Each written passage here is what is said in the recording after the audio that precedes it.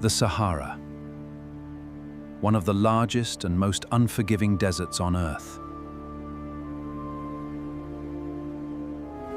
A vast world of scorching heat, endless sand, very little water, and enormous distances between settlements. For most people, crossing such a place without a proper vehicle or supplies would have seemed impossible.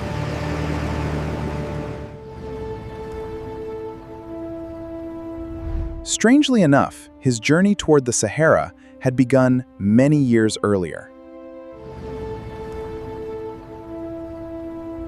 Strangely enough, his journey toward the Sahara had begun many years earlier. Instead of frightening him, the name fascinated him. Timbuktu sounded like a mysterious place at the edge of the known world. When Robert was young, his foster mother would threaten to send him to Timbuktu whenever he misbehaved. Years later, that childhood curiosity became a real ambition. Now, Robert had to prepare himself for the journey ahead.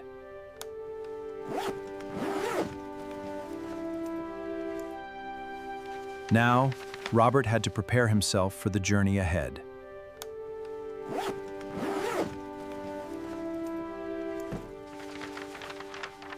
He studied the route carefully, with Timbuktu as his final destination. In 1956, Robert arrived at Boussaada, a town on the northern edge of the Sahara. At the roadside, he waited for a ride heading south into the Sahara.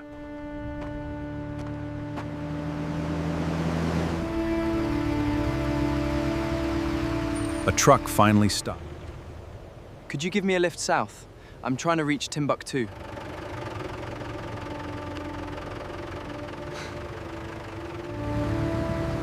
The truck left Boussaada behind and began its journey deep into the Sahara.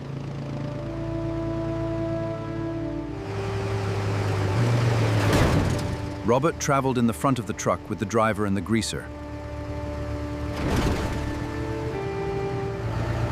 The heat was intense, and the truck moved slowly along the desert road. Before long, even the water he carried had become almost unbearably hot.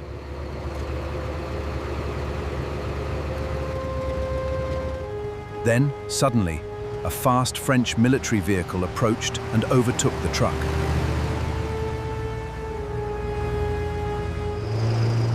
Robert decided to try his luck. He signaled the military vehicle to stop.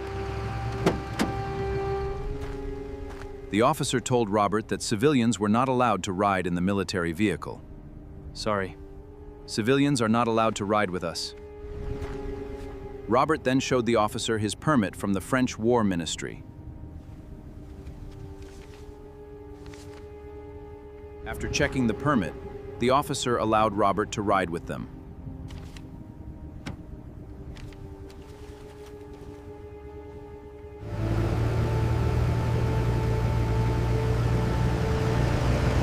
The military vehicle carried Robert on toward Ghardaia. Robert finally reached Ghardaia and found himself surrounded by the atmosphere of a desert town. In Ghardaia, the heat was not his only problem. Flies made even a simple meal difficult. After leaving Ghardaia, Robert returned to the road and began looking for another ride south. On the road, Robert found a truck heading toward El Golea.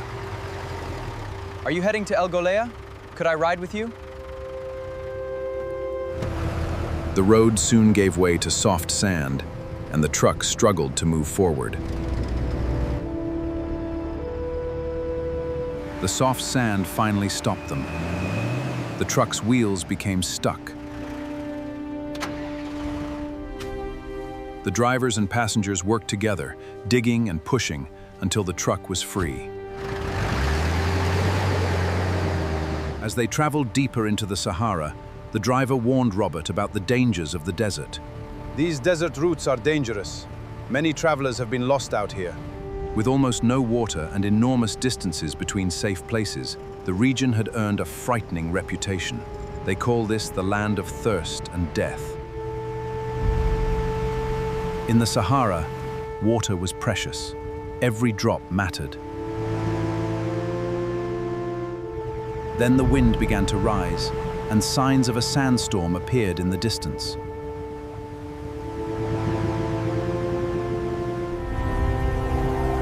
The sandstorm arrived with terrifying force, reducing visibility to almost nothing. Robert used the camel's body as a shield, protecting himself from the worst of the blowing sand. After the storm passed, the desert slowly emerged again, and Robert continued his journey. Robert finally reached the remote area of Abangarit, deep in the Algerian Sahara.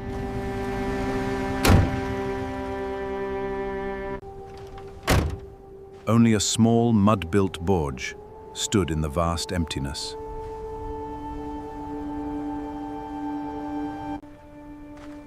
Robert learned of a distant well, but there was no bucket or rope to draw its water.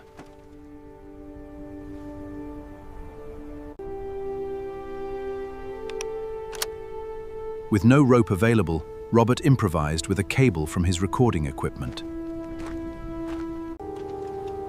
Robert attached a metal kettle to the improvised wire and lowered it into the well.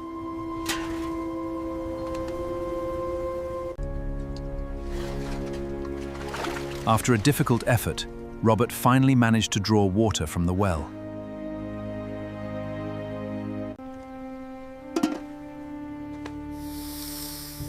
But as Robert rose from the well, another danger suddenly appeared in the sand. Robert and the driver acted quickly, eliminating the threat before it could strike.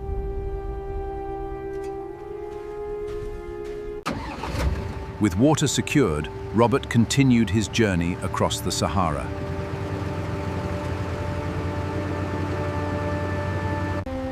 Day after day, the road stretched farther toward Timbuktu.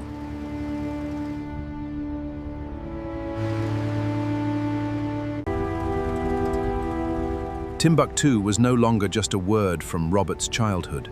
It had become a real destination. What began as a childhood fascination with a distant and threatening desert, it had become a real adventure across the Sahara. What began as a childhood fascination with a distant and threatening desert, it had become a real adventure across the Sahara.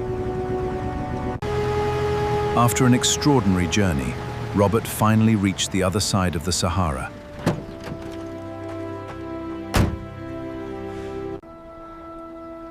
I did it. I crossed the giant desert.